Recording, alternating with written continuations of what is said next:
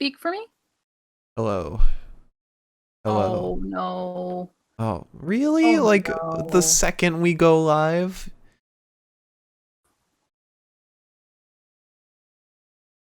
Alright, try talking again.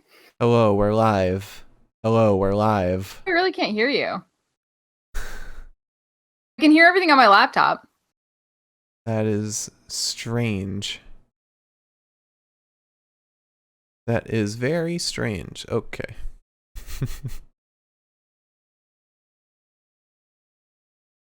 Can you hear me now? All right. Well, wish we had gotten this fixed before the podcast started, but here we are. So, let's oh, you can hear me now? Yeah, let me try to leave and come back real quick. Okay. Oh my god. There we go. Okay. I can't No, see you. Huh? Oh, okay, there we go. I can see you now. I forgot to turn Bluetooth off of my phone, so when I went to go retweet the tweet, it connected to my phone. Well, in case you Baby. don't... Huh? I said the beauty of Bluetooth, baby. Yeah. Well, in case you don't know, we're live. I figured as much. Okay. And if you're joining us tonight, welcome to the Pinfall Podcast. I am your technologically inept host, Liz. And I am joined, as always, by my beautiful co-host, Marcus, and a very angry special guest host, Pepita, because I shut the door too much and she can't get out. I hope Mike is watching and seeing me in this Christmas sweater that he always complains about. Okay, so this morning when I saw you put that on, that was where my brain went to. For the first time ever, I was like, it's fucking April. Yeah, and Well, it's not April, cold. but it's basically fucking. It was cold today. That's a Christmas sweater. There is nothing It was Christmas not about cold this today. sweater. I'm sweating. There is nothing Christmas I'm about sweating this. right now. Well, I have been cold all day. I don't know what to tell you, buddy. And plus, this sweater is like not too thick, but not too thin. Actually, I've been going through like this weird thing where I've been freezing cold for like a while. And then I'll put my cardigan on, and then I'm like, oh my god, I'm sweating. And then I take it off, and I'm like, fuck, I'm cold. I'm also having a horrible hair day, and I look like I woke up 5,000 leagues under the sea. No, you don't. But Oh, anyway, trust me, I did before I put makeup on. welcome to NXT. The NXT post show, the best post show, the best wrestling post show in the entire world, according to one person on Twitter. My favorite person on Twitter. So we had a lot of lead in to take over today. It was pretty much all lead in. The big thing was the battle royal at the end. We were teased a debut from Tian Sha, but that ended up not happening. We also got a fantastic mini documentary, Prime Targets. That hurt. That did hurt. And we got Roderick Strong quitting. I mean, I'm worried because last time somebody quit, they came back and joined Johnny Gargano. So, Do you see Roderick Strong teaming with Gargano? Well, to be fair, the most recent two people that have quit NXT, Tommaso, Austin Theory. What is Roddy hiding? Tommaso didn't quit NXT. Yes, he did. Remember, Tommaso quit. That's why when he came back, he was like murdering Jake Atlas. Tommaso, after losing to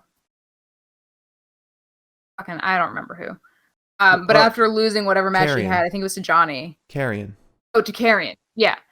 He straight up was like, I'm out. I'm never coming back. This is ridiculous. Bye. See, when you said, before we knew he was back.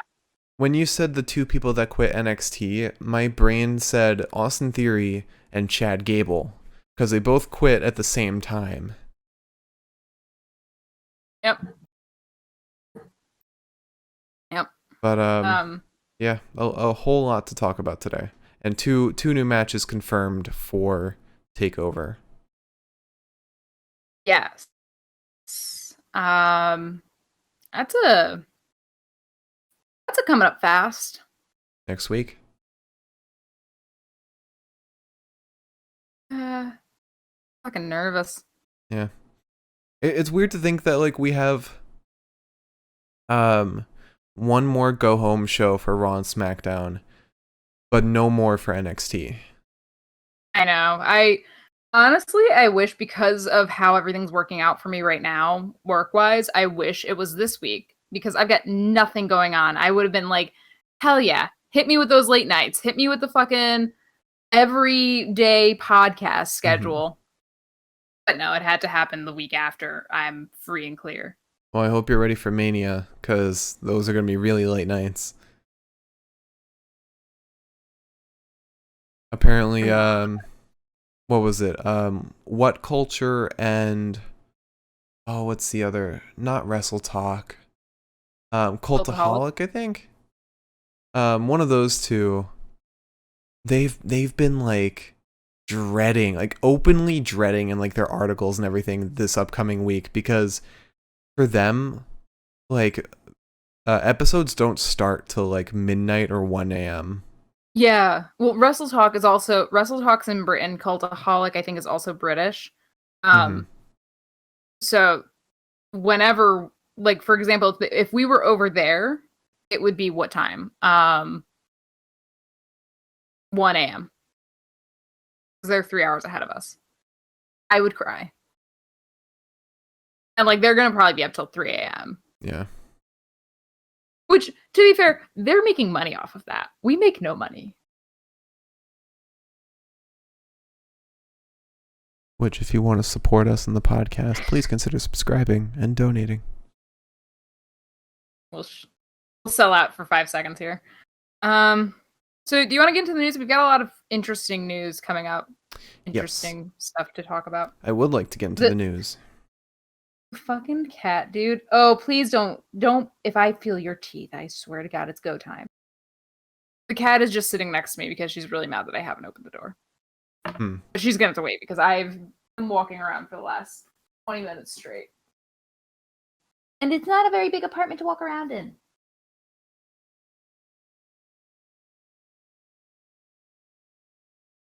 And here's the sign. Yeah. All right.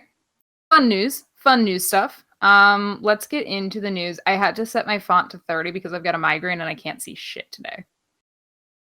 So with my glasses on, I write at 9-point font, and then with them off, I'm like... Anywho. So, wrestling news. First things first, another backstage personality, or not personality, but another backstage name was released. That is Mr. Chris Dunn. He was released by the WWE. He worked apparently closely with the Street Profits in 2020 on their fun little promos and shit like that. It's not said why he left, but he is gone. Apparently, I mean, Ric Flair apparently called any position in creative a thankless job, which doesn't shock me. Yeah. And then if we want to talk about more frustrating news, apparently Rhea Ripley was sitting back in catering for weeks. Like, she was available for weeks for Raw and was never brought out. You know, they honestly, they probably wanted to like wait until after Mania or at Mania. And we got her as early as we did because Charlotte. And that's a fair point. I guess it's just like, it's one of those things that's frustrating because, like, the women's scene in Raw is so pathetic right now, and not because of the wrestlers, but because of the booking. And And it's frustrating to know that like we could have gotten a new woman, and we didn't. Yeah.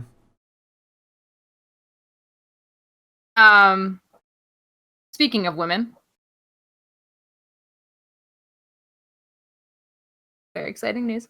Two very exciting pieces of news, actually. First things first, Sasha confirmed to WWE Germany, and let's hope that she confirmed this because it's true and not because I'm going to find out later on that she was wrong.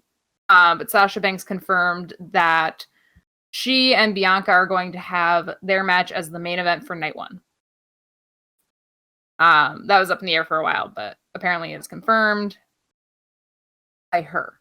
Which, if that's happening, we know who's winning. Bianca. Okay, so we're on the same page. Cool. Why do you say that though? Because you want everyone to be walking away, especially with the first live event in over a year. You want people walking away happy. You want a happy ending. Which is why I think I thought at first Daniel Bryan would win the Universal title. And that's why Bianca will win the SmackDown Women's Championship. And also why they're framing Sasha to be a heel right now. And yeah, Bianca's definitely winning that. I have good faith in what you're saying. We obviously still don't quite agree on the men's match on night 2, but oh, I've gone in like 50 different directions. At first I thought Edge is definitely winning. Then I went Daniel Bryan's definitely winning for that happy ending. And now I think Roman Reigns is going to win because he's the only full-time guy in that match.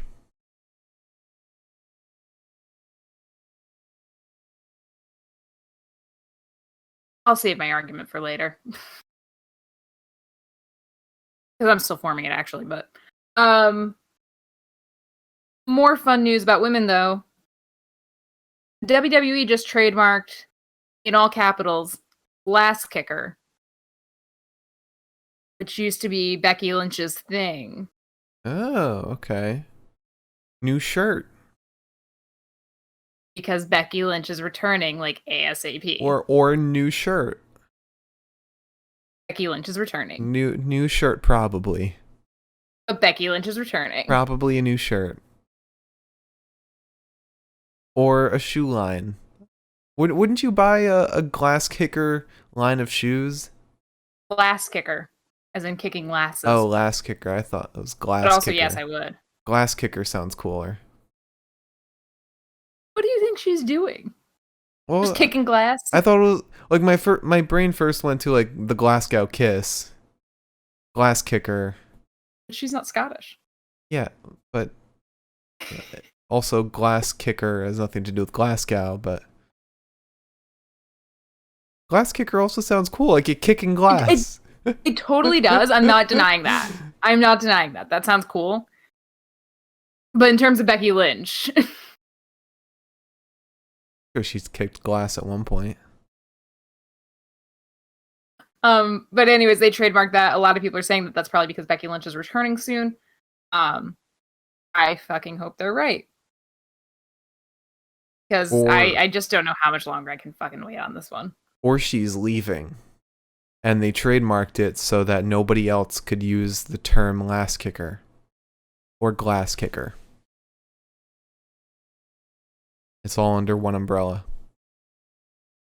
Apparently, they also filed a trademark for Riddick Moss. Fun. Get him back. Raw Underground's coming back? Only if it comes with the go-go dancers. And if they can participate. You know, what would be hilarious if, like, for the Braun Shane match at Mania, there was like an added stipulation where if Shane wins, Raw Underground comes back. And Braun's like, why'd you add that in? I don't care. And Shane's like, but it has to happen. It's got to be a stipulation. There have to be stakes. The only stake that Shane needs is the one where he could potentially break his fucking neck falling from the top of the cell. You know he wants it. Which is why it was a idiotic move of Braun to make it a steel cage match rather than a Hell in a Cell match. Yeah, well, he is stupid. And let's just discuss one final piece of news that I was going to say for last because we were having so much fun and now it's time to not have fun. And the Yep. Don't you just love talking sometimes?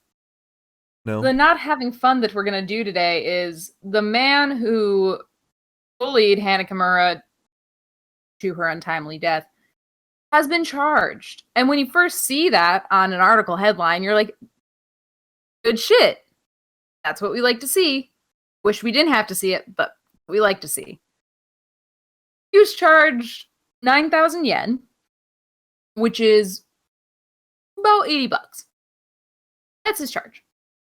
Nothing else. Nothing. Oh, he was fined. Person died because of him. And he had to pay less than we pay for groceries on a monthly basis.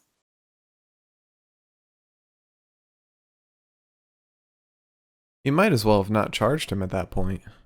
Yeah, no, this is just kind of a flagrant. Because, like, if they hadn't charged him at all, that would have just been like a big fuck you. But this is like, fuck you. Like, they're laughing while they say it now. So, that's where I wanted to end the news because everything else was kind of fun, minus Chris Dunn getting released. And I'm mad now. Yeah. Yeah. So you know? Matches and promos? Yeah. I can't find the lip gloss I normally put on. And the lip gloss I have on now, I haven't used in a while because it makes my lips feel weird. Mm-hmm.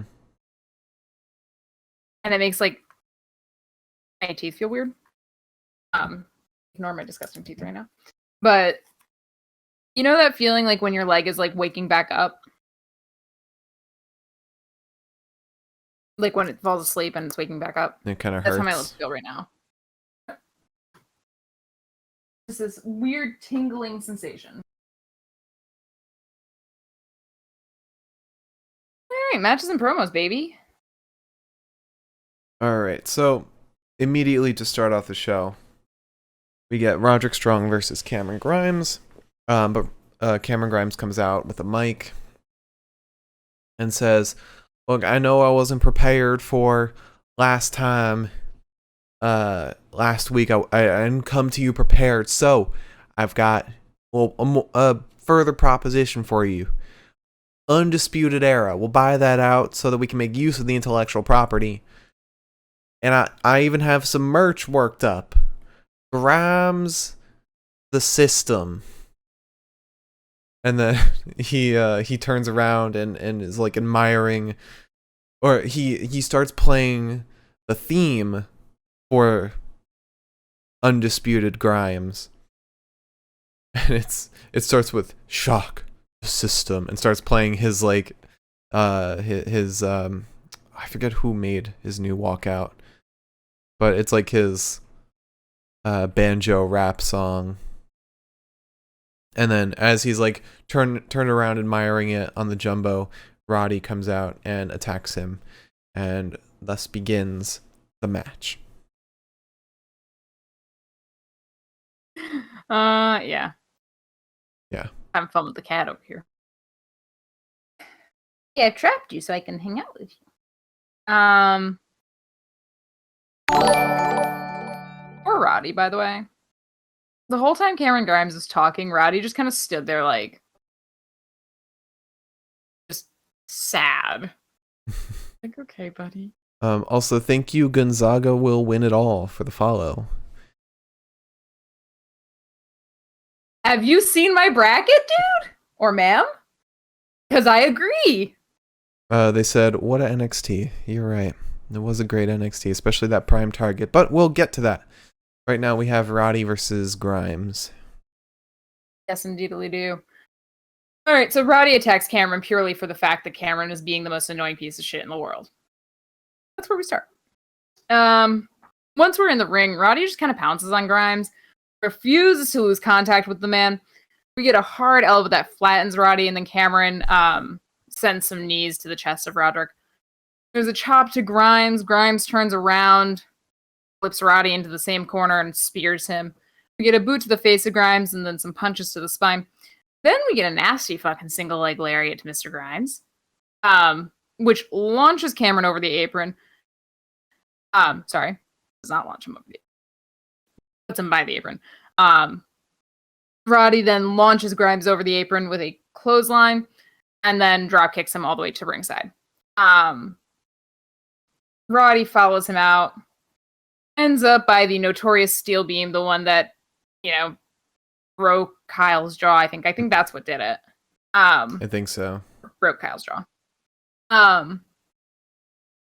And right by that steel beam is almost by the fate of God, a man wearing an Undisputed Era t-shirt.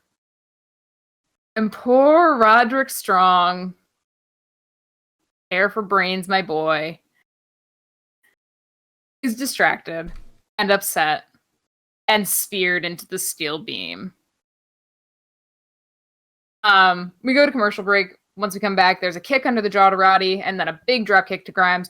Roddy gets clotheslined down to the canvas. We get a suplex to Grimes and our first backbreaker of the evening, and I believe our only backbreaker of the evening.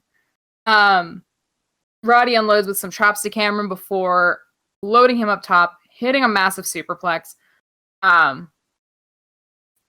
Then he gets Grimes set up for the little skip to my loo that he does, where he just elbows the person back and forth.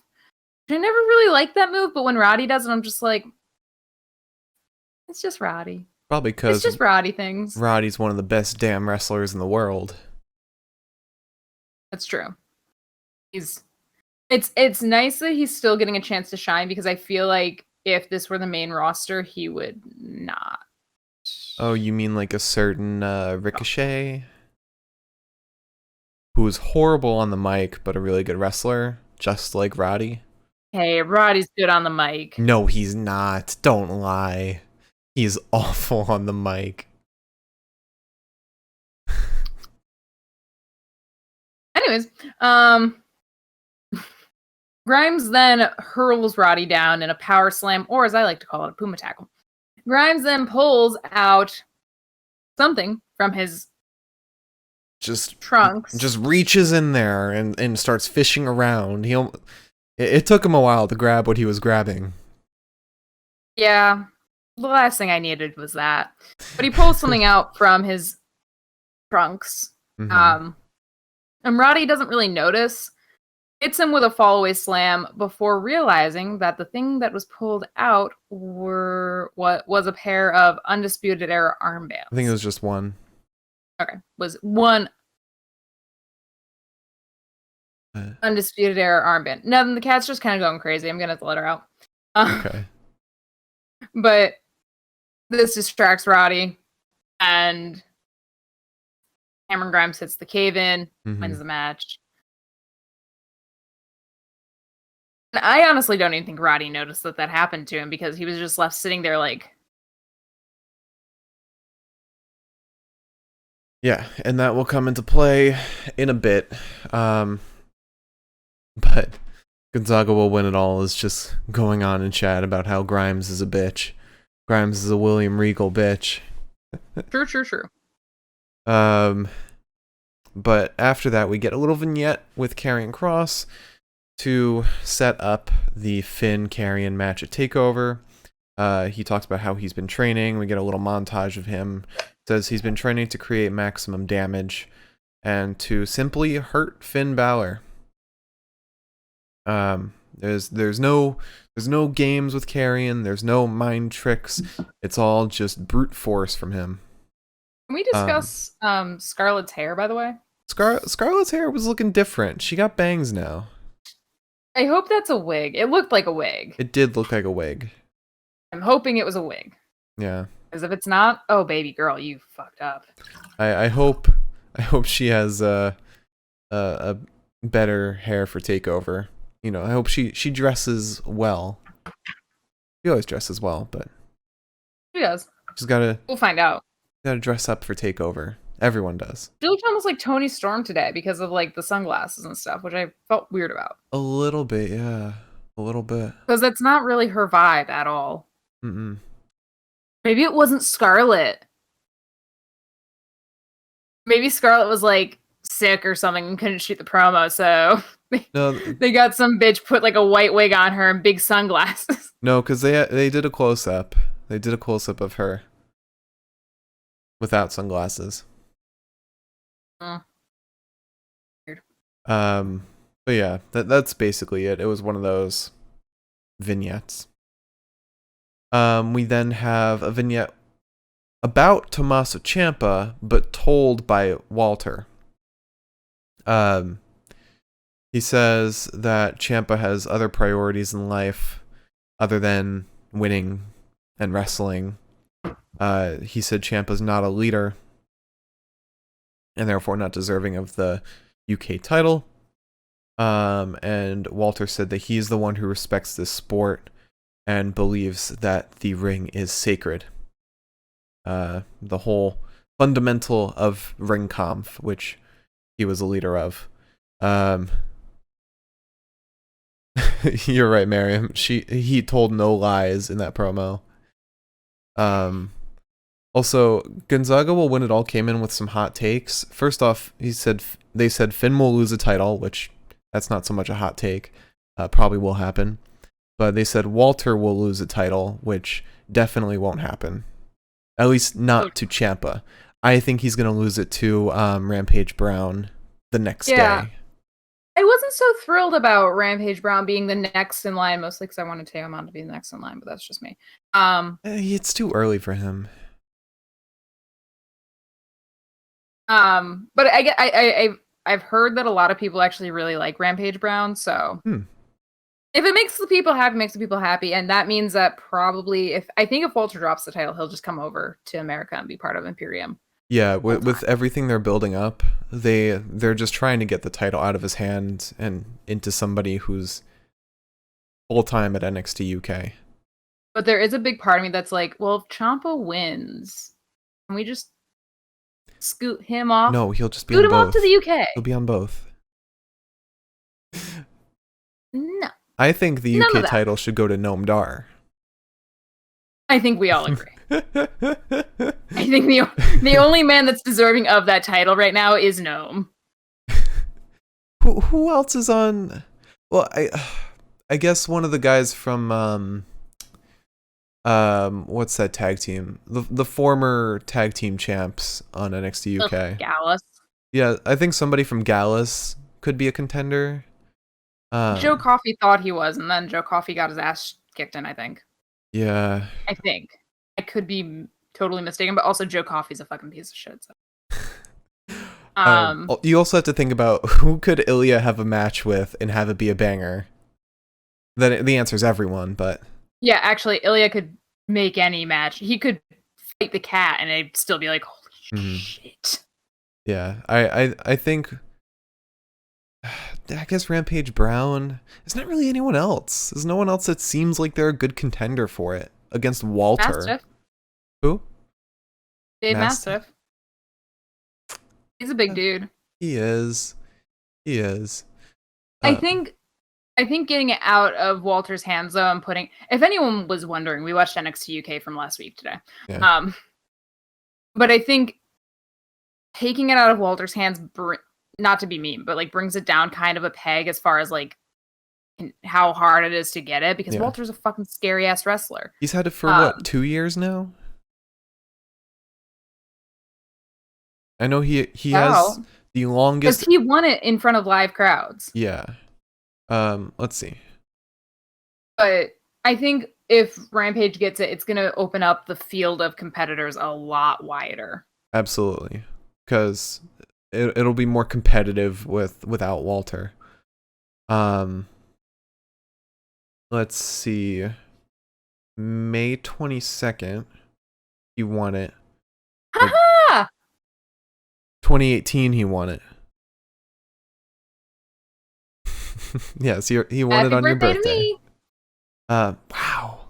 So it's been almost 3 years. Looks like he's not going to make it to the 3-year mark. 2018 was 3 years ago. That fucks me up a little bit. But also, if Sam Gradwell hadn't lost to Ilya last week, I think he would be a contender. I think that Sam Gradwell could go after Rampage Brown, though, and be a viable contender. Yeah, I would love to see that match. I just want to see Ilya go up against every single NXT UK title holder until he finally gets it and just have terrifying fucking matches. Anyway, back to regular NXT. Are we talking about that still? Yeah, I wish we had a NXT UK post show. Don't say that. Actually, that'd be an easy post show to do because it's like 3 matches, a couple of promos. Yeah. Yeah. Maybe something exclusively for YouTube. We'll see. Let's take that offline. We'll take it offline, yeah. Anyway, we have Legado del Fantasma in the ring, and Santos gives me another reason why I think he is the only cruiserweight who can hold that title right now, and the best cruiserweight in the business. Santos issues an open challenge because he just wants to show Jordan Devlin exactly what he can do. And of course, being the bitch that he is, he does that in a title match. God damn. He says he calls himself the Emperor of Lucha Libre. He says that the cruiserweight division will always belong to him. It runs in his veins. It's in his blood. And then Tyler Breeze comes out. One of the last people I would have expected doing a singles title match. He calls Santos entitled. He says he's had to work his ass off to be where he is. Breeze said that about himself. And then he accepts the challenge. And then we have Santos Escobar versus Tyler Breeze for the NXT Cruiserweight Championship. Also, I just want to make a point, since we were just talking about YouTube, we have officially filmed almost the entirety of our cat picking different winners for NXT TakeOver. We'll be doing the same thing for WrestleMania, but we can only feed her so many treats in the span of one day. Well, we now have a couple more to go through. We have the Gauntlet Eliminator. That's why I said we're almost done. Yeah. We have the Gauntlet Eliminator, we have Kushida and Pete Dunne, and we have the women's tag title. But to my point, we're almost done filming that. And when we are done with it, we will be posting it on YouTube. And you can watch our cat make the most predictable choices ever. For who she is as a cat. Yeah. Yeah. Every single one was very expected of her. Except for one, which I felt like she was just taking my side of things. No, that one was still expected. Because think about it. He's a cat. He's a cat? Yeah. Oh wait, no, you're thinking. Okay, you're talking about the UK Championship match. I thought you were talking about the NXT Championship match. Okay. I was like, I don't think Walter's. Imagine you just said that in the promo.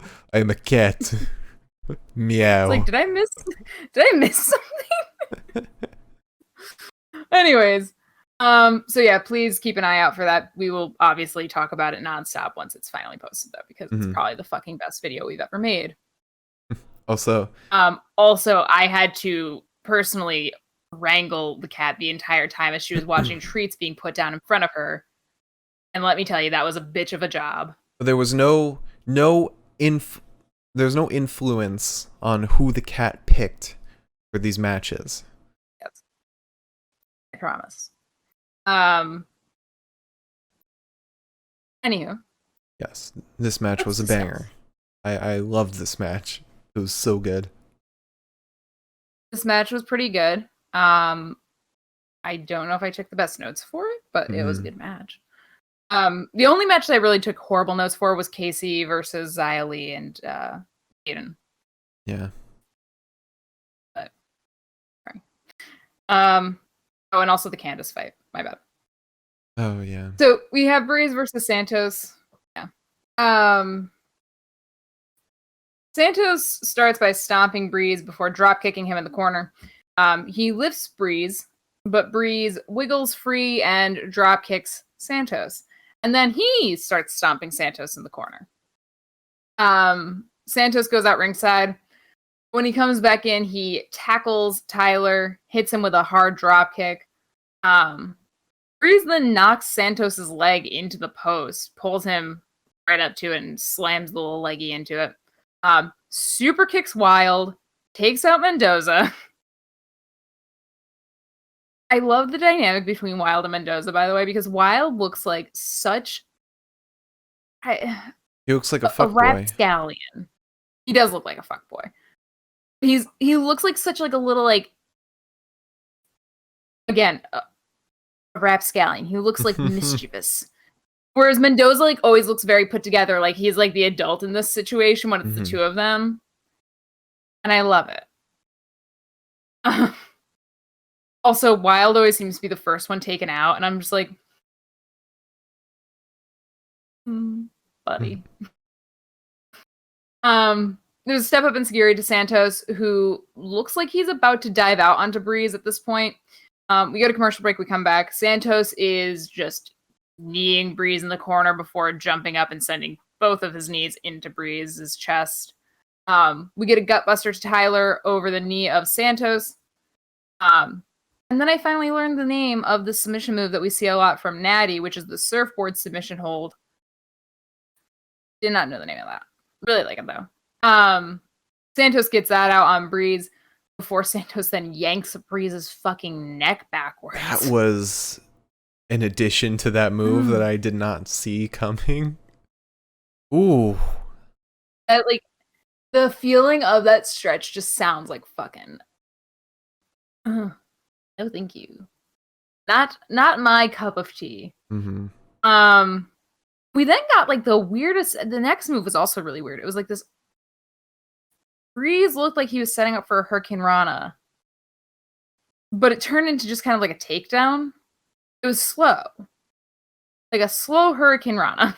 I think what it was Santos was trying to like hold himself and not be thrown, but he couldn't, and Breeze took him down. Fair enough. Breeze takes advantage of this moment to start falling onto Escobar's knee before falling with Escobar's knee. We get an up and down spine buster to Santos. Breeze gets the sharpshooter locked in. Escobar reaches the ropes. Breeze then goes for the unprettier, but Seguri just rocks his shit entirely. And then we get a phantom driver to help Santos win. And then my baby boys come out. Little MSK come out. And it's all fun and games. I don't know if you took notes for this. If you want me to step off, you can take over here. But I did not take notes on this part. So if you could do this, that would be awesome. I did. Basically, MSK come out. Then we get Zach Gibson on the mic in a Zoom call, basically. Because apparently James Drake is not allowed to hold a mic ever, for the love of God. But Zach Gibson basically says, MSK, you guys aren't going to win. Legato, you guys are distracted, so you have no chance against us. Basically, they're saying we're going to win the tag match, and fuck what you think. Wait, do you mean the grizzled young veterans soon to be recognized? Yeah, I think that's who I was talking about. Okay.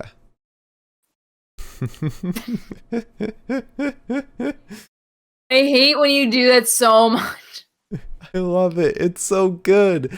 I love how they always say soon to be recognized.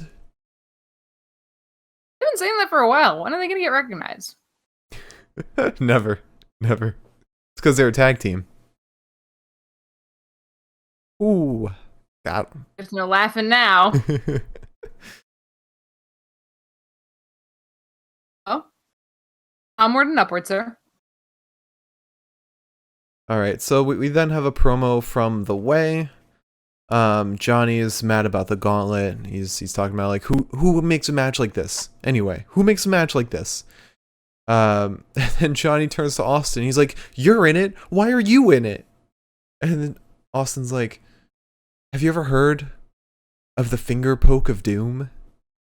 And Johnny's like, "Yeah, but we shouldn't do that. Like, it's not allowed anymore." Oh, I get it. You could lay down and just let me win. And Austin's like, yeah, that's it. What's the finger poke of doom? Getting poked by a finger and pretending that kills you. Yeah. I get it. Yeah. Okay. So there's our little promo that implies that Austin would throw the match against Johnny, which is something we've kind of been waiting for since it was announced that he would be in it. Yeah. That's really that. We then have for some reason Candace LeRae and Indy Hartwell versus Gigi Dolan and Zeta Romier, who this is a her debut. Zeta Romier, who's previously known as AQA. She was on Reality is Wrestling, I think it's called. All I know is that she was trained by Booker. We talked about this Right. a month ago, I think now.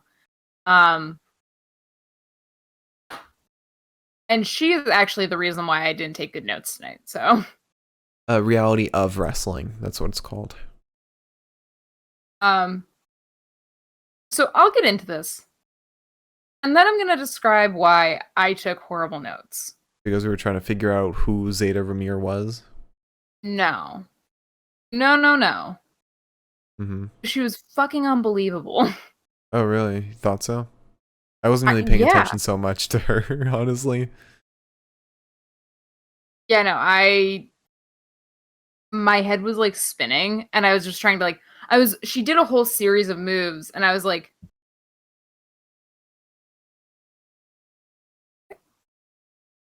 and I just gave up. So we start with Indy and Gigi, and Gigi Dolin was like doing all those things that she does, and I was like, oh, I guess I am gay. All right. Dude, she's hot as shit, okay? And she knows it. Of course she knows it. Her whole thing's been a dominatrix. That's been her gimmick in indies. And apparently now. Yep. Yeah. She Knocks also the straight married right out of Darby you. Allin. I forget that shit on a somewhat regular basis. Yeah. Anyways, moving on. Indy and Gigi start the match. Mm-hmm. Let's keep the talk of little skateboard freak to a minimum. Steve-O Jr. Don't you dare disgrace Steve-O's name like that. Oh my god. Alright. Indy and Gigi start. There's a kick to the back of Indy. Gigi goes to hit Indy with a high knee, but Indy avoids it, lifts her, and then drops her into the buckle, gets Candace in. Gigi dodges Candace, sending her into the buckles. Indy gets in, and then Zeta gets in. And then Zeta fucking... She kicked Indy a couple of times, hit her with a fucking sling blade, kicked her upside the fucking head. I think the sling blade's a really hot move. Mm-hmm. I love when Seth does it. I love when Finn does it. I think it's a really attractive move. And then she doesn't. I was like, fuck, a whole new door has been opened for me. Indy hits her with a spine buster as she rebounds off the ropes. Candace gets in off of that. We get a kick under the jaw to Zeta. Indy gets back in. Prior to Indy actually making any real moves, we get the Wicked Stepsister from Candace and a springboard elbow to Zeta for Indy to win. Aside from Zeta being really good, Indy's actually really stepped up lately. Indy, they were talking about her too. They said that she looks a lot more confident in the ring, and I think she does because we always used to kind of complain that Indy looked very like she was almost like she was wrestling at halftime. Right. But she was wrestling tonight, and I bet on her. I think that's what happens when you A, are part of a big storyline, and B, are surrounded by people who are also really good at wrestling and veterans at this point. Like Johnny and Candace are practically veterans. I mean, you have to imagine that she's probably been training with Candace more often because they're a tag team now. So Right. if there's anybody that you get to learn from, Yeah. who better? Mm-hmm. So after that, Shotzi and Ember. Well, first Candace and Indy. They're in the ring and they grab the mics and they call out Shotzi and Ember, saying that they want their title opportunity, and they challenge them for takeover. Shotzi and Ember roll in on the tank, and they fire the rocket at them, and then they accept the challenge. So we now have the women's tag title up for grabs at Takeover, which what do you have to say? I thought that this was already confirmed for TakeOver. No. When I saw people saying, "Oh my god, I can't believe they confirmed this match," I was like, I mean, you could assume it was going to happen because every other title was up at TakeOver except this one, and plus it didn't seem like there were, for 2 days, it didn't seem like there were that many matches on the card anyway. now it seems like there's a million matches on the card. I don't know. I think per day it's now like 5. Yeah, I mean it's balanced, Mm-hmm. but it feels like a lot. Yeah, I guess. But yeah, I have a feeling Candace and Indy are gonna win. Because you have Ember and Shotzi win it, so that you can have the celebration of the titles, have the big moment with them, and then for the sake of story, you pass it on to the heels, so that you can push forward a storyline with the titles. If you have Shotzi and Ember with the titles, you can't. There's not much you can push with that from a narrative's perspective.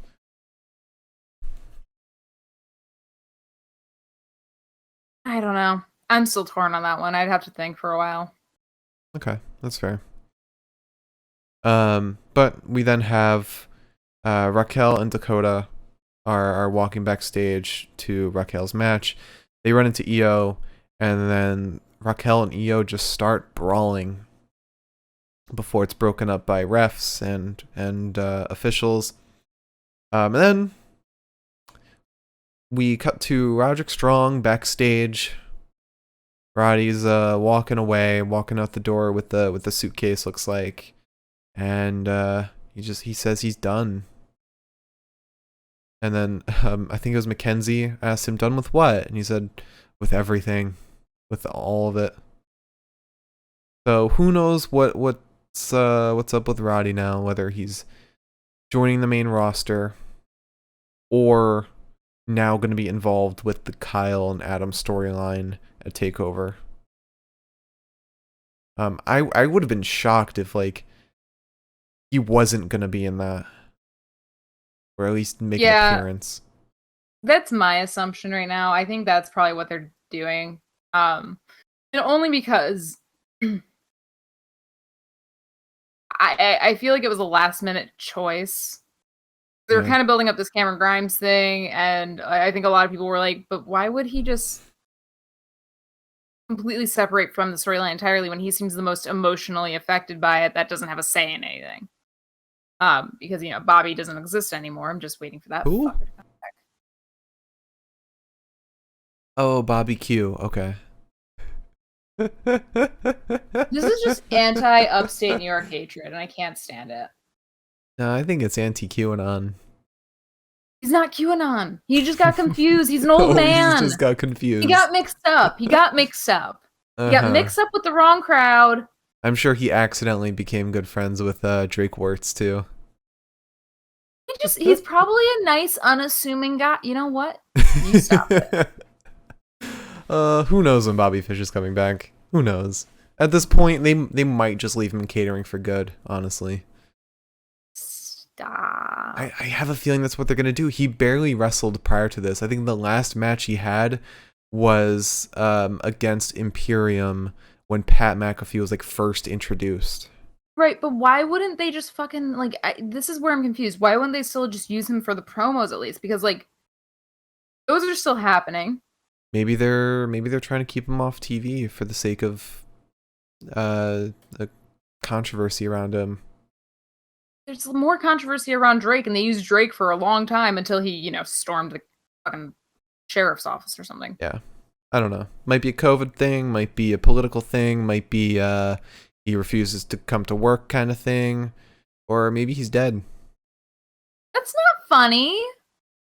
Sorry. That is a horrible thing to say. All I'm saying is who knows what happened to him at this point. I think he's just... he was injured. And also, you're wrong. The last time he was in a match was at War Games. He got injured. Oh, I forgot he was in that. Yeah. Huh. So, I think he's just an old man that was injured. And now they won't let us see him ever again. Yeah, if he was injured, they'd still let him in promos. You'd think. Especially for the breakup of Undisputed Era. That's the thing that's so confusing to me, is that it's Undisputed Era broke the fuck up and Bobby's just not a part of it. Alright. It's like they now do Adam Cole, Kyle O'Reilly therapy, and Bobby Fish is the therapist. Stop. All right, so a lot of therapy after this. After that promo, we get Zoe Stark versus Raquel Gonzalez. Yes, we do. So to start, Raquel just throws Zoe into the corner, and it's a very lofty throw. We get a really bad head scissors to Raquel from Zoe. Raquel then lifts Stark to the outside apron. We get a hard drop kick to Gonzalez after that. Raquel then plants Zoe face first into the canvas. We get a hard elbow drop to Stark's chest multiple times. Gonzalez then gets Zoe in a nasty little submission hold with her arm bent behind her. Stark fights free with some elbows and some knees. She looks like she wants to Irish whip Raquel, but Raquel won't move. Zoe dodges a speeding Gonzalez, sending her into the corner. Stark goes to crossbody Gonzalez, but Gonzalez catches her.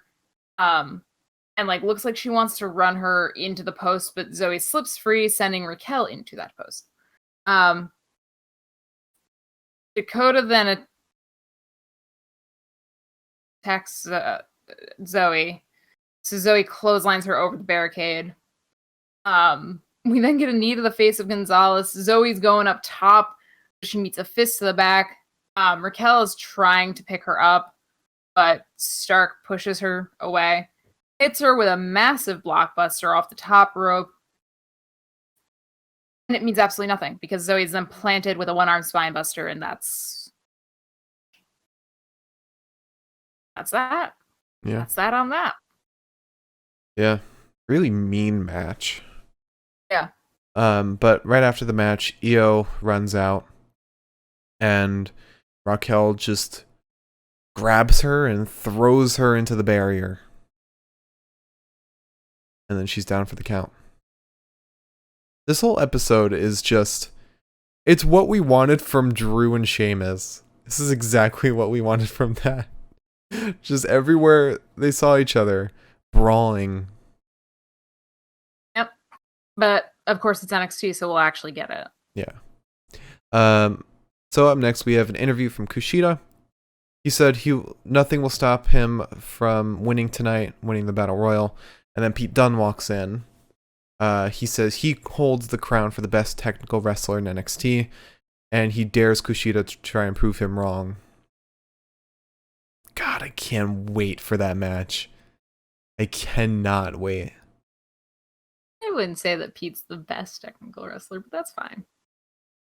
Whatever's going through his little orange head. If Thatcher wasn't wrapped up in Imperium stuff, I would love to see him chime in and be like, you guys are both wrong. And Dude, then if Thatcher like still existed in the world of NXT. Yeah.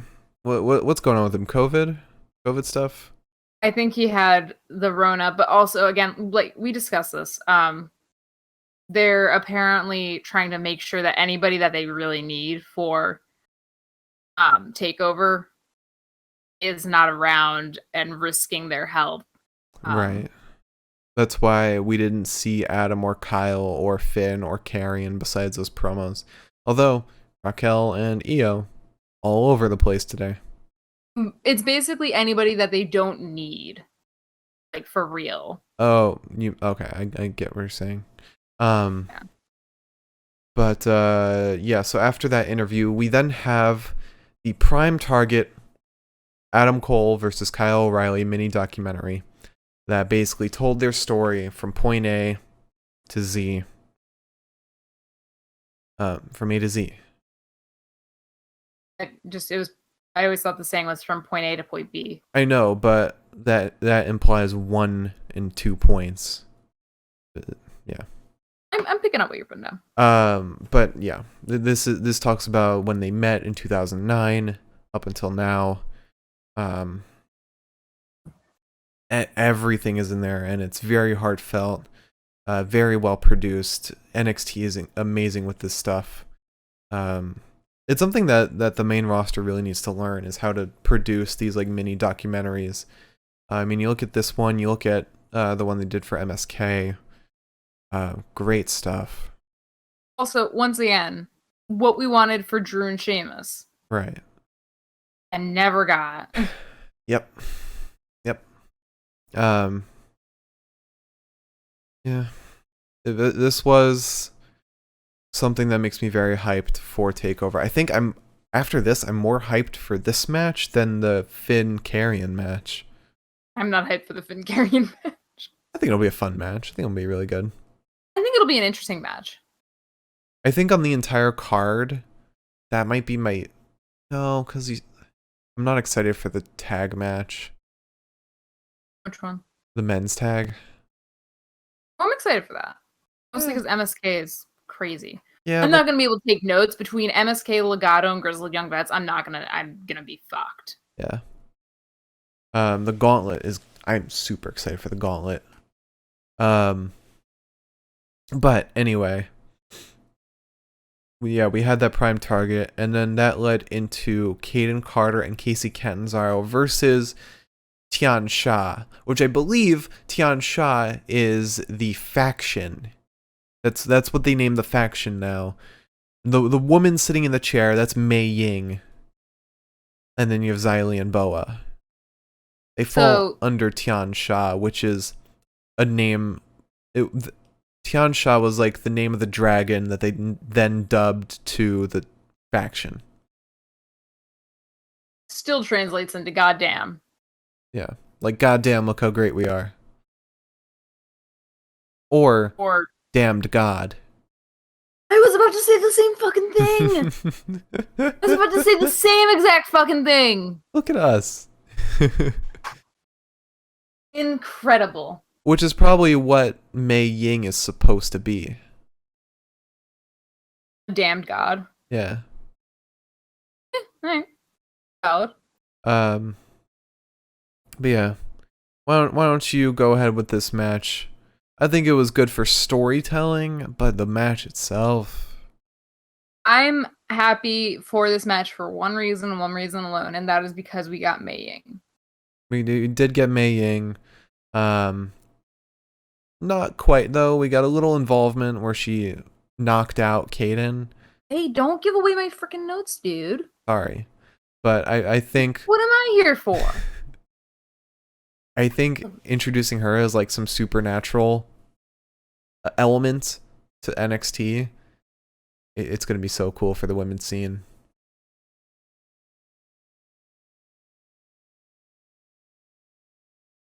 Anyway. Kacy and Zaya are first. Kacy gets up on Zaya's back, and Zaya just fucking launches her forward. Kayden then gets in, charges Zaya into the corner, and then kicks her and punches her. Kacy gets in, does the same fucking thing. Kayden gets back in, does the same fucking thing. Kacy gets back in. It's Zaya with a jumping clothesline, and then moonsaults onto her, sending her heels right into Zaya's back. Kacy then runs spine first into the apron once we get down to ringside. Kacy is brought back into the ring, lifted for what looks like it's going to be a stalling suplex, but she fights out. Hits Zaya with the inside cradle. We then, when that doesn't work, Kacy gets what Mark described as a twisting facebuster off onto Zaya. That's I think that's what they called it. I'll take your word for it, because I was not looking. And Wade Barrett had Wade and Vic had no clue what that was, and Wade was like, it's like some kind of twisting face buster. Something like that. It was funny because Vic's first reaction was just, did you see that? And Wade's like, of course I did. I want the two of them to fight a takeover. I just need that. Please. So at this point, Kacy and Zaya are fighting in the ring, right? And not Tian Sha. I fucked up my notes because I didn't know what was going on. Mei Ying is just fucking vibing. She's vibing at the top of the ramp. Just vibing, having a day, hanging out with Boa. Nothing better than that. And Kaden fucking Carter comes in. And she's mad. She's mad that Mei Ying is just vibing up there.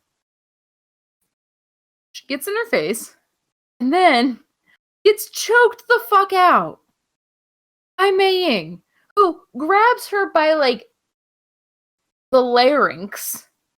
Yeah. I didn't know you could do. Just holding your larynx kind of hurts. So the grip that she had kind of stressed me out.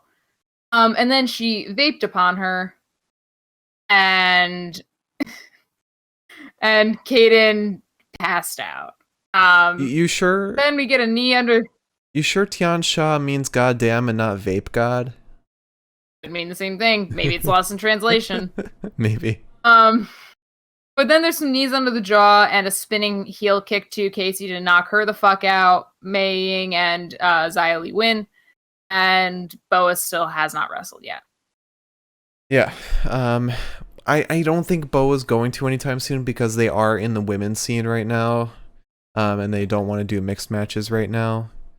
I do really want to see it, like, because eventually Tian Sha is going to move its way up to the entire NXT. I would love to see Boa wrestle some top guys. Yeah. But I think Boa's a pretty good contender. He's tall as shit. Mm-hmm. He's cool as shit. He's cool as shit.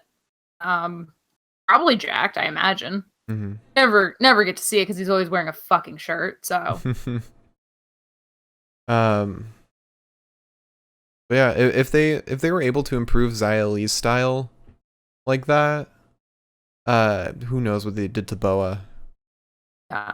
Zaya's been so much more fun to watch ever since she came back from wherever the hell she was taken. If only they could wrestle anybody but Kacy and Kaden. I know, and it's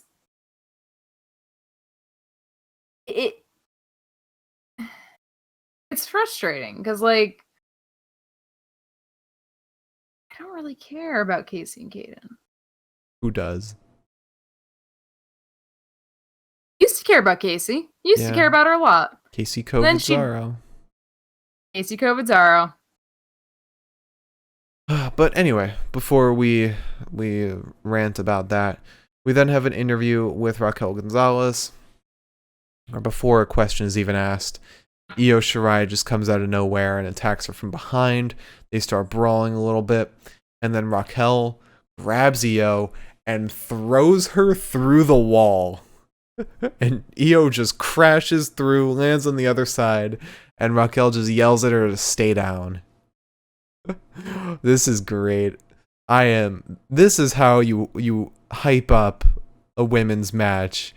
Take notes, SmackDown.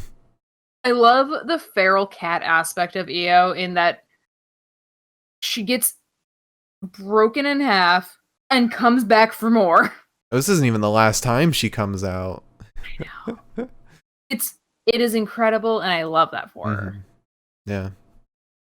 We then get a promo from Tommaso Champa in response to Walter's promo.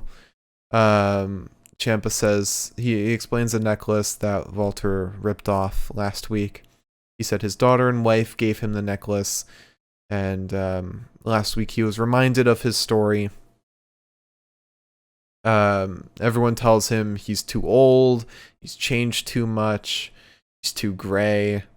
But now he's gonna chop Walter's damn head off. And then throws his chair like he always does. I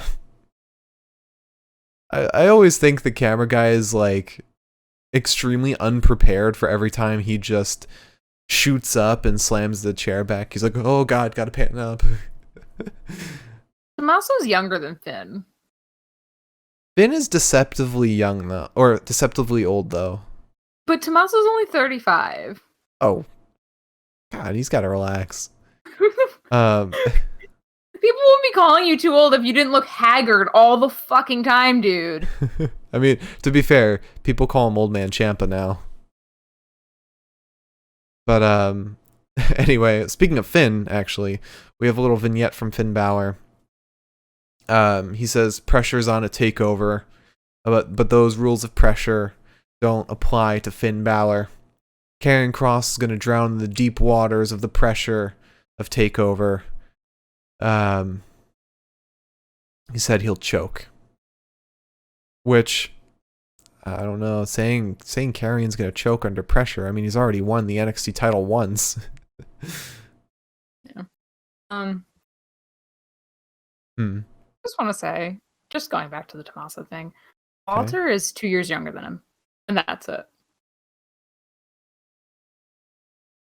Where's this people say I'm too old shit coming? Like, wait, Walter's 2 years younger than Champa? Well, he is a big baby after all.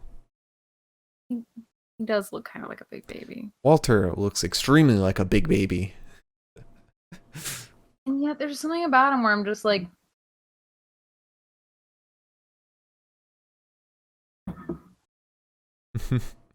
Yeah. Finn's gonna get crushed at TakeOver. It's obvious. He's gonna lose the title. We're gonna have Karrion as champion for real this time. Do you think that Finn would go up to the main roster if he loses? No, I don't think so. He likes being on the NXT. He said that multiple times. He said he wouldn't turn down going to the main roster, but he likes being on NXT as long as they have a story for him. Fair enough. That's kind of what I assumed, but I just heard rumors. And then, almost to wrap out the night, we have the Battle Royal between Isaiah Swerve Scott, Leon Ruff, Pete Dunne, LA Knight, Bronson Reed, Kushida, Jake Atlas, Dexter Lumis, Austin Theory, Cameron Grimes, and Tyler Rust. Did you take any notes on this? I did, actually. Oh, okay. I took some pretty decent notes, yeah. Oh, good for you. I did not like this. Oh, I didn't like this match at all. I liked this. I genuinely disliked this match, and only for a couple of reasons. One was that we had to wait so fucking long for it, because they teased it at first where we got Swerve walking out, Leon Ruff attacked him. Mm-hmm.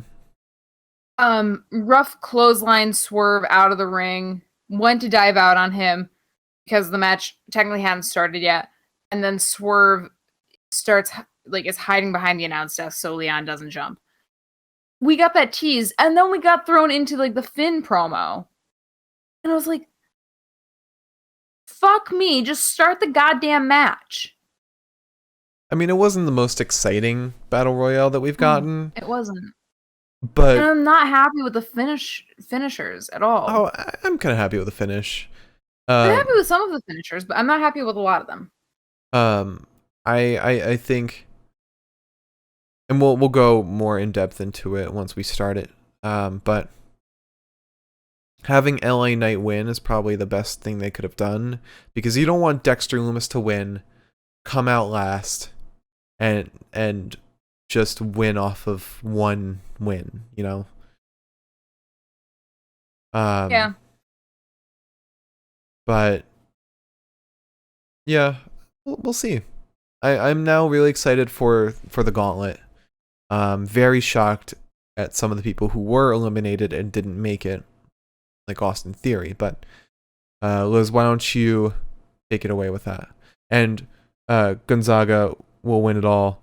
LA Knight's feet did touch the floor, but he did not go over the top rope, like the rules of the Royal Rumble state. He went through the middle rope. He went through the middle rope. Trust me, I wish it were the other way around. But anyways, so when it comes to battle royals, which I don't like saying battle royal. I'm stupid. There's got to be a difference between battle royal and a battle royale. Like, there's got to be a reason why they say it. No. So for these kinds of things, I try to only take notes when people are eliminated until it gets down to the very bottom.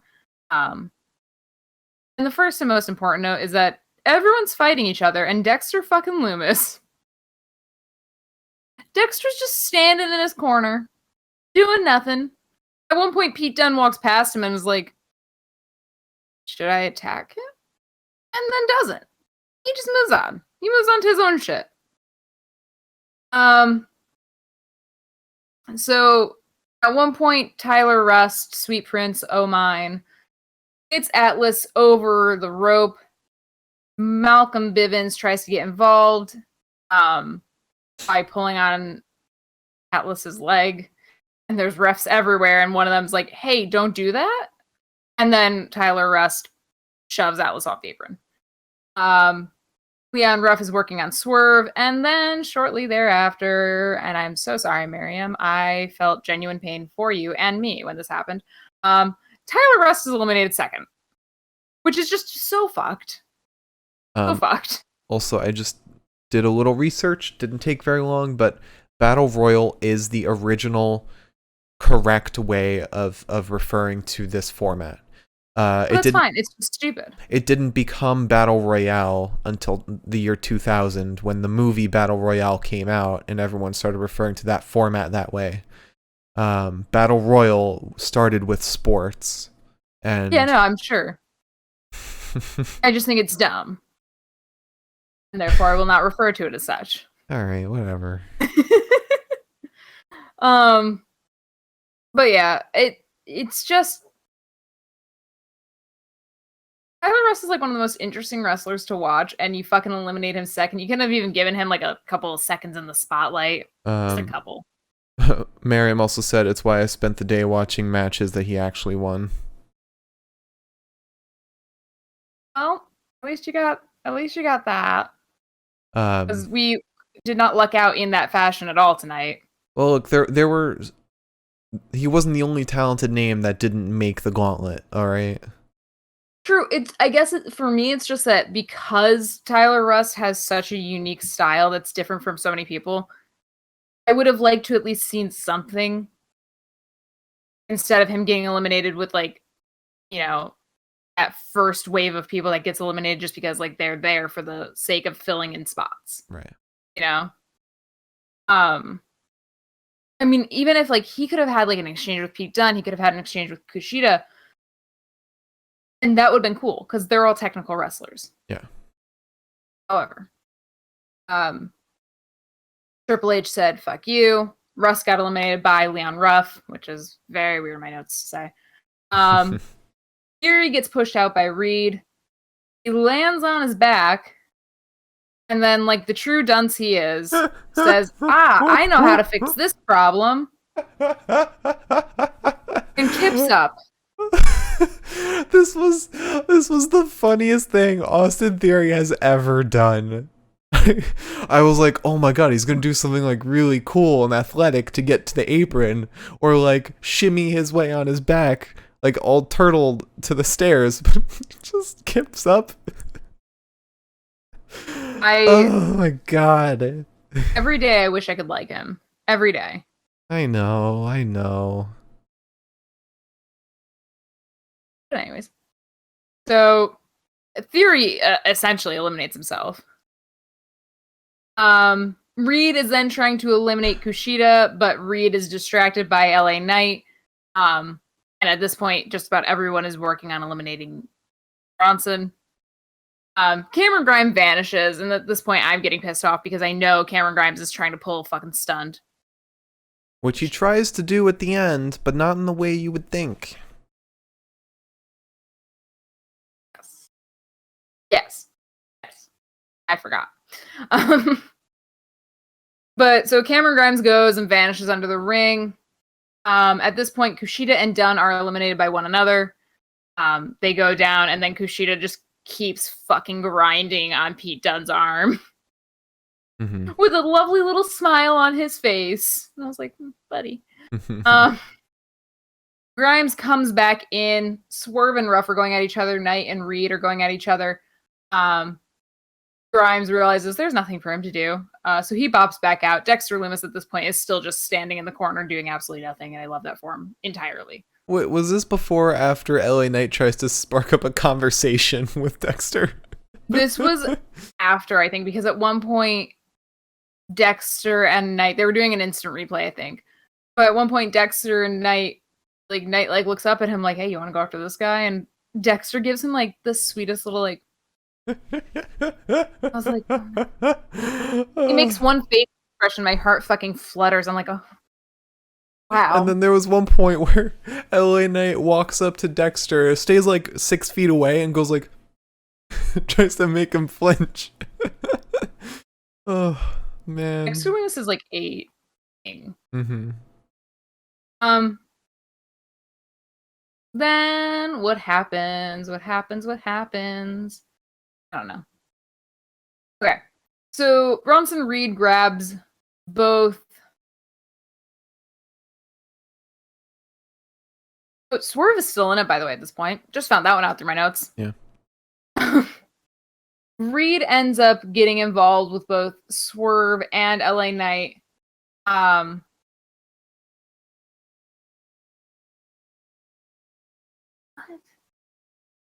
I don't understand this note. Reed and Swerve. Reed grabs both Ruff. Leon Ruff was still in it too. Swerve and Leon were up on top of the buckle. Mm-hmm. Kind of fighting. It looked like Swerve was about to like suplex. It looked like he was gonna like Samoan drop Leon Yeah, Ruff. okay. It looked like that. Or F5 him or something. Something.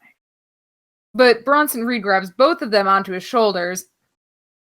Fucking launches forward, sending Ruff off the top. Then dumps Swerve out onto Ruff, eliminating the two of them. And now we've got our placement starting. So the first person to enter is going to be Leon Ruff. The second person to enter is going to be Swerve. Reed is then attacked by both LA Knight and Cameron Grimes. Knight gets sent to the apron. He tries to like lawn dart Bronson. And then, bored of standing in the corner, I guess, Grimes and Knight get some assistance on Bronson from Sweet Dexter, who comes in to help finish the job of eliminating Bronson Reed, thus making him the third entrant. So at this point, Grimes says, well, fuck this shit. I have money. Tries to bribe both LA Knight and Dexter. LA Knight's like, okay, sure. That shit. Dexter obviously has no use for money because he lives in like a portal somewhere. Time and money do not exist. And Dexter, in true Dexter fashion, just slaps the piss out of Cameron. Slaps him. So mark that up as the second time that Cameron Grimes got hit because he was being annoying. Mm-hmm. He slaps him, throws him from the ring. He's our fourth entrant. Knight then gets fucking mauled by Dexter Lumis. He hangs Dexter up on the top rope. Lumis. You just called him Lamis for a second. I did not. I called him Lumis. You said Lamis. I would beg you to play that one back. I don't think I did. Anyone in chat who heard, did she say Loomis or Lamis? We'll find out. Remember, if you say that I said Lamis, you're going against me, and that'll hurt my feelings. I will cry. All right. No need to. let's. I watched too much Adam Cole and Kyle. Now I'm feeling a little dramatic. I'm a little messy tonight. But Knight gets out onto the apron. He hangs Dexter up on the top rope. Dexter was actually out on the apron. Dexter then stupidly launches LA Knight through the middle rope for no fucking reason. Sends him out to ringside so that LA Knight can then yank Dexter's leg, pull him down. Dexter, who had gone over the top rope to get to the apron in the first place, eliminated. He's your fifth entrant, and LA Knight is your sixth entrant as the winner of this battle royale. And after that, I know exactly who's going to win. And it is not going to be Dexter Lumis. Okay. Think about it. So, starts off, Leon Ruff, Swerve. Who's third? Bronson? Bronson's third. Yes, yeah. So, you have Leon and Swerve. They're going to have this, because they're in a feud, they're going to take each other out. It's probably going to be Swerve it's probably going to be Leon who comes out on top. Then you have Bronson easily throw out Ruff or Swerve. Either one. I think it'll be Bronson and Swerve. Huh? I think it'll be Bronson and Swerve. All right. Well, I just think it'll be Leon because Swerve's been throwing out Leon or been attacking Leon at every turn. The only thing is that Bronson and Swerve had a feud just recently, so that's only. That's fair. But I think Bronson's gonna eliminate Swerve. Then you've got Cameron Grimes, who Bronson and Cameron Grimes have had a little feud. Bronson's gonna come out on top there. Then you have Dexter and Bronson, which is probably the most evenly matched matchup you're gonna have for Dexter. And I think Bronson's gonna beat Dexter so that we can get the only person who has a feud with LA Knight, Bronson Reed. Bronson Reed. There was only one reason to have LA Knight as the last man in, and it's so that you can have Bronson Reed wrap it up. And so Bronson's going to win the whole gauntlet, face Johnny, night 2 of TakeOver. I would like you to write up a roadmap for this because my brain is not following it, but you're making a good argument. My brain recognizes the argument as being good. Right. I just think that how can you have a satisfying finish with LA Knight and not have it be Bronson Reed? Unfortunately, it's not like the main roster where I can say, well, maybe we just won't have a satisfying finish. But I'm sure we will. Yeah, I'm sure. And Bronson Reed going up against Johnny would be an excellent match. But after the Battle Royal, we then have Io Shirai out, and she grabs a mic. She's shouting in Japanese for Raquel, because she mentions Raquel, I think more than once. Raquel comes out. They start brawling. The entire women's locker room comes out. Tries to break them apart. But then Io takes out 2 of them in the ring and then dives out onto the rest of them sitting on ringside. And they're definitely setting up that matchup to be the matchup at TakeOver. Yeah. You know what? NXT respects their female roster. Yeah. I think also William Regal respects the women too. Because I think he said recently, like, nobody tells him how to do his job besides, like, his two bosses, Trips and Shawn Michaels. Nobody else tells him. He does exactly what he wants to do. Like, he very specifically said that. Like, he doesn't care about, like, any politics or anything. He wants to do what he wants to do. He does it well. Yeah. But that's our NXT for today. We now have the bests of the night to talk about, and I will say it will be a tough one because we did have some really good matches today. And also, don't forget to tune in on Monday, this coming Monday, for our predictions for TakeOver Stand and Deliver. If you don't want to sit through the entire Raw podcast, tune in and and if you don't know how our predictions work, for every incorrect prediction that we make, we have to drink 1 can of hard seltzer for each incorrect prediction. I think to make it kind of fun, not to change anything severely, Mm-hmm. but maybe we don't count our rights and our wrongs completely until the last night of the pay-per-view. So Okay. night 2 of NXT and night 2 of WrestleMania. So that way it's like, I'm going in with 4 correct predictions. You're going in with 5 correct predictions. Like, who's to say what's going to happen? Mm-hmm. Yeah. Okay. Just also because then we don't have to think of a punishment 2 nights in a row. That makes sense.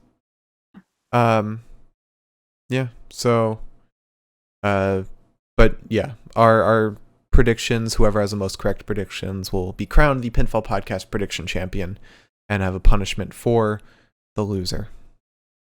Right now, past punishments. I am the reigning champion right now. Yeah, he's a little bitch. Past punishments have been me reading Finn Balor fan fiction, if you will. Finn fiction. Me doing poses. No, not poses. Impressions. Impressions. I did 1 pose. Yeah. And I've made Mark write his own fan fiction. Yeah. Drew McIntyre. Yeah. All right, so regrets. Best of the night. So promo of the night. Oh man, this one will be tough. So we started with the Karrion Kross vignette. That was whatever. The Ciampa vignette told by Walter. That was okay. Legado. Santos issuing the open challenge. That was interesting because Breeze coming out was definitely a surprise. The promo with The Way was fine. Raquel brawling with Io backstage for the first time. That was fine. The interview with Roddy, that was very brief on his way out, was fine. The interview with Kushida with Pete Dunne coming in, that was alright. The Prime Target documentary, that was fantastic. That was great stuff. Really, really great way to hype up a match for a pay-per-view. The Raquel Gonzalez interview where she just crashed Io through the wall. That was great just for that. The Tommaso Champa promo, that was fine. Nice to give a little more backstory on the necklace. The Finn Balor vignette, I don't know about this. Finn's really talking up how Karrion's gonna choke, but it's like he forgot that Karrion was champion already. But yeah, I think just based on how I've been explaining everything, the only thing I could give this to is the Prime Target. Yeah, I don't think anything else came anywhere near close to this. Just fucking heartbreaking. Yeah. dude, this shit broke me in half. And I was like sitting there, I was like, God damn it, I got like fucking mascara on. I'm trying to sob. Mm-hmm. All right. So we then have Wrestler of the Night. So we have Roderick Strong versus Cameron Grimes, and I got to give this one to Roddy. Roddy's an amazing wrestler, and he shows it literally every match he's in. He's so fun to watch. I just want him to get better on the mic.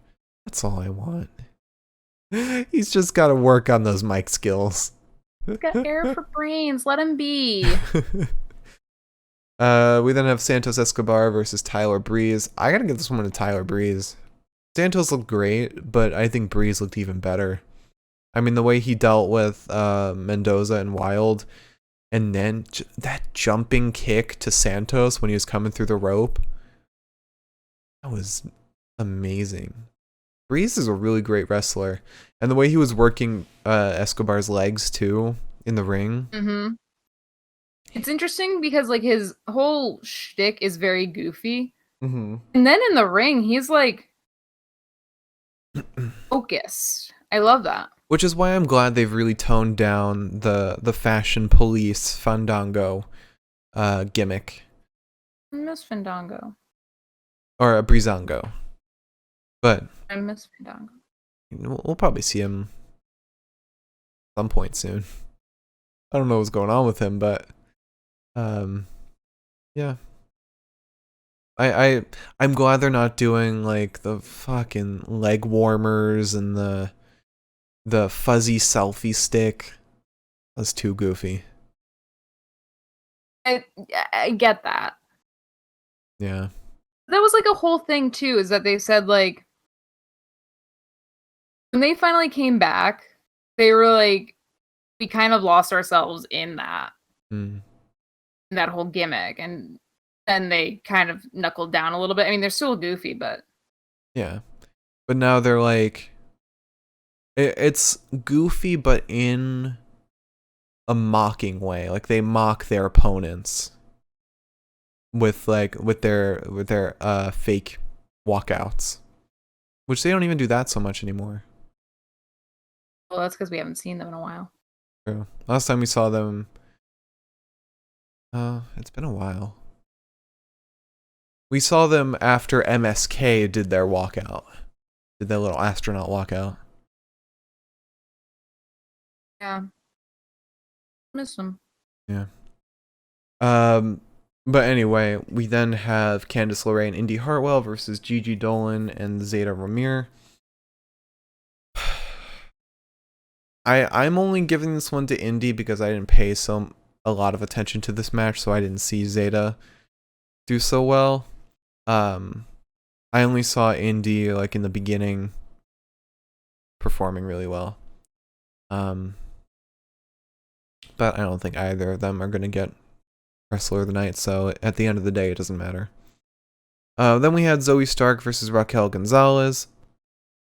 I'm gonna give this one to Raquel because although Zoe did a great job, Raquel really, like, her meanness really comes off. Like, she looks like she's out for blood every time she wrestles. Don't I know it? And it's not just making her hits hard. Like, her persona really shines out there. And she just does such a great job. And the weirdest thing is she just debuted like early 2020. I think Brooklyn, TakeOver Brooklyn, or Portland, one of those two. Okay. Yeah, I think Portland is first. She debuted. I know it was during the Tegan Knox Dakota Kai match. I think Portland was actually for War Games. I think that was 2019. Okay, so yeah, then it was Brooklyn, I believe. But yeah, Raquel, amazing job, especially considering that she like started very recently. Then we have Kayden Carter and Kacy Catanzaro versus Xia Li. Guess I'll give it to Xia Li. I don't fucking know. I'll give it to Tian Sha. Fuck it. She was the best wrestler in this You because she Maying. decided to sit down. You mean Maying? Mei Ying, whatever. Whatever. Then we come to the Battle Royal. I'm giving this one to Loomis. Because everyone else looked silly in the ring. Just, trying to look like they're doing something. Dexter Loomis showed off the most character in the ring. Him and LA Knight both. Oh, Austin Theory, though, with the kip up. But that was really it for him. Dexter, just standing in the corner for the whole match. It was nothing, but at the same time, it really showed off his character. It was a great performance. They could have easily just had him fight other people. They could have easily done that. But he said, no, I'm going to stand in the corner for the whole match until Bronson Reed needs to go out. Oh my god, that was great. But my pick for Wrestler of the Night. God. You know what? I'll give Wrestler of the Night tonight to Raquel Gonzalez.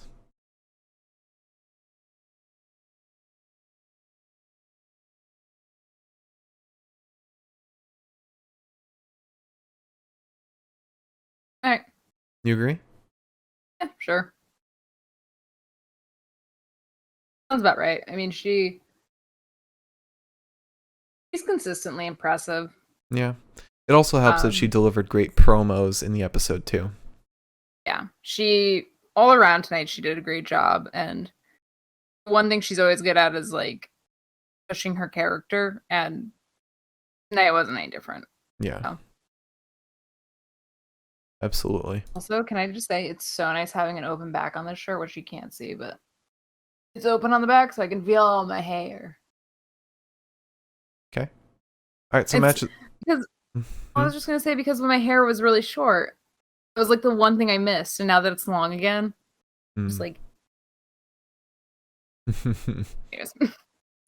All right, so match of the night. We start off with Roderick Strong versus Cameron Grimes. Great match. Really well done from Roddy, and great performance. Even if it was a little over dramatic with the whole, oh, I see the UE logo. I am going into trauma. I'm depressed. To be fair, he's the same guy who got freaked out and spent 4 different episodes being scared of being put into a trunk. Which is fair. I would be scared of that too. Oh yeah, I forgot. Like, Roddy has suffered through so much. Roddy internalizes a lot, I think. He does. But yeah, really great match. Cameron Grimes did a really good job. Although that what's his finisher? The stomp? The Kayden? The Kayden stomp? Wasn't so good today. Didn't look like he got all of it. He got like 1 foot. Yeah. Which, I mean, that's such a brutal move. If you mess it up, it's obvious. For the best that he got 1 foot, honestly. For my own personal sake. Otherwise, Roddy wouldn't be walking out of there. But yeah. Really good match. Really good storytelling. Makes me excited for Roddy's future. And I'm glad that they wrapped up the Cameron Roddy storyline early. We then had Santos Escobar versus Tyler Breeze. This match, we went into it fantastic with Santos doing the open challenge. The match itself was fantastic, and then the ending was also fantastic. Everything about this match was great. Everything. This match was really well done. Breeze gave us a surprising performance. Santos is great as always. Just really, really good stuff. And I can't wait for him to beat Jordan Devlin. Head freak. Yeah, that match was great. But then we go into Candace, Lorraine, Indy, Hartwell versus Gigi, Dolan, and Zeta Romier. It was an alright match. It was alright. There's like nothing to this match. Some good stuff from Zeta and Indy. That was really it. It was alright. Yeah. I mean, I like this match because we got to see more of Indy looking good, and we got to see more. Well, we got to see Zeta blowing my fucking ass away. Yeah, So. and like an all right NXT women's match is a great main roster women's match. And the fact that we got 3 women's matches when Raw was there were 10 minutes of. They were 2 hours in, and before we saw any women. We didn't see any women until we were 2 hours in. Fucking pathetic. And then there were less than 10 minutes of anything from the women. And NXT, in typical NXT fashion, was like, we balance our time here. Yeah. I mean, fucking Raquel and Io even like came out after men's matches and were like, let's just fight. When Io came out, my brain shut off because I was like, what business does she have coming to the fucking to this match? It's like, Io, you're a little late for the Battle Royal. It's like, I don't, they're pretty progressive over here at NXT, but I don't know if you're going to be able to do this, bud. We were looking for the replacement for Roddy. Yeah, Io. Fine. You could take them. But then we get to Zoe Stark versus Raquel. Great match. It was pretty one-sided in terms of, not in terms of like the match itself, but excitement. It was very one-sided because I wasn't interested in anything Zoe Stark was doing. She had like a couple good moments, but as far as like my overall excitement, it was all Raquel for me. Mostly because Zoe, like, she doesn't really have a story. She has no stake in this. Yeah, I get that. But Io coming out made the match a lot better. But then again, she just came out just to be thrown into the barrier. Then we had Kayden Carter and Kacy Catanzaro versus Xia Li. The only thing I liked about this match was Kayden getting knocked out by the vape god. And then lastly we had the Battle Royal, which I know for a fact you did not like. I liked it because of certain spots. The whole thing was kind of a snooze fest, but Theory's bit, Dexter through the whole match, LA Knight's bit, those were all great. Everything else was alright. But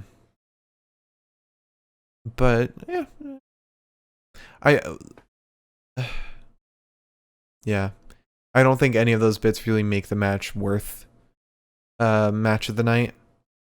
But I do want to say another reason I loved Austin Theory's Kip Up so much was because it subverted the whole, oh, it's a battle royale, so we're gonna have somebody do like the elimination fake out. I get it. I think I know what you're gonna go with though. You think you know? Well, my pick for match of the night is 100% Candace LeRae and Indy Hartwell versus Gigi, Dolin, and Zeta, Romier. April Fools. It's Roderick Strong versus Cameron Grimes.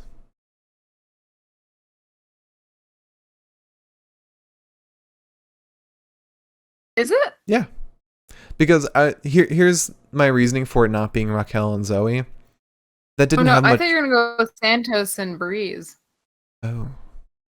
I forgot about that match until you just mentioned it. So yeah, I'll go with that one. I really thought that's where you were going, because you were like, it's a perfect match, everything was perfect about it, and then you're like, and anyway. Okay. Thank you for reminding me of that match. So I'm going to go with Santos versus Tyler Breeze. Because although I really liked Cameron and Roddy, the whole stuff with seeing the Undisputed Era logo, it's a bit over dramatic for Roddy. Okay, so I'm agreeing with you on the Santos Breeze match for sure. Mm-hmm. I've been enjoying watching Santos more and more every day. Breeze looked amazing. However, that is not over dramatic for Roddy. That is not over dramatic for literally anybody in Undisputed Era. They're all drama queens. All right. How about it's too melodramatic? Just him seeing the logo and be like, "Oh God." He consistently looks like he is on the brink of fucking crying, and it's breaking me down. Yeah. Also, there's two things that we should note before we close the episode out. One, Marina Shafir was part of the crew of women that got taken out by Io Shirai's crossbody. Mm-hmm. All the while, her husband has just quit his job, essentially. Yeah. But number two,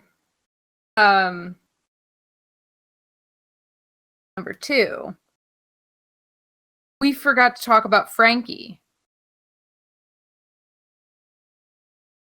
Doggy. Come on. Yeah. Oh yeah. I was really waiting for you to catch on to that, dude. Oh my God. I completely forgot to talk about that.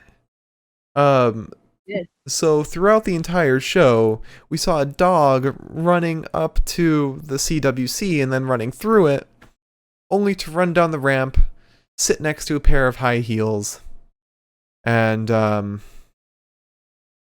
said some text came up that says like, "See you April 13th, Frankie." And that dog, I found out, is Taya Valkyrie's dog. So we're finally getting her debut April 13th. Not excited for a Glamazon character. Yeah, it's another Carmella. Yeah, except it's NXT, so I feel like I trust them. I think that's the one trope they're missing. Yeah, I think I trust them entirely. I'm going to leave it in their hands, and I'm not going to worry about it. I'm just going to assume that they're going to do it right. And Taya Valkyrie is a very talented wrestler, so. Right. So I feel like as long as she isn't as orange as Carmella, I'm going to be behind it. All right. So, would you like to close out the episode? Well, you didn't run us through our... Oh, sorry. To run us through the best of the night. Promo of the night, the prime target, Adam Cole versus Kyle O'Reilly. Wrestler of the night, Raquel Gonzalez. Match of the night, Santos Escobar versus Tyler Breeze. All right. So let me put a little battery power onto this laptop real quick before I close this out. All right. If you joined us tonight, thank you so much. We appreciate it. And if you join us in the future, thank you so much. We appreciate it. No matter what, if your eyes watch this episode for more than like 30 seconds, we appreciate it.